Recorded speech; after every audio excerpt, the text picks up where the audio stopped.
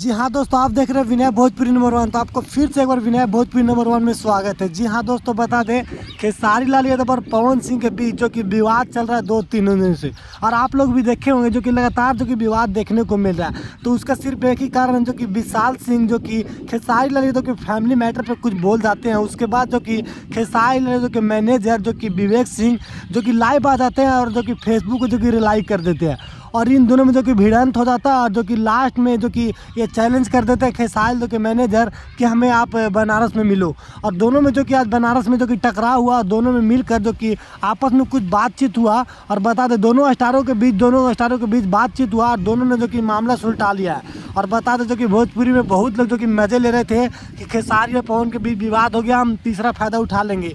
पर ऐसा कुछ भी नहीं होने वाला। दोनों विवाद जो कि ख़त्म हो चुका है और भोजपुरी में कुछ नया देखने को मिलेगा।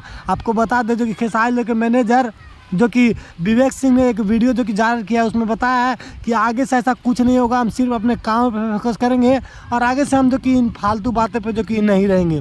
तो देखिए खेसारी लाल यादव के मैनेजर का बात ये सही रहता है या गलत रहता है, आप हमारे कमेंट में एक बार ज़रूर बताइएगा। और इस वीडियो को ज़्यादा शेयर करिए और वीडियो को लाइक करिए। तो चलिए फिर मिलता है अगले वीडियो में, तब तक के लिए जय हिंद, जय भोजपुरी।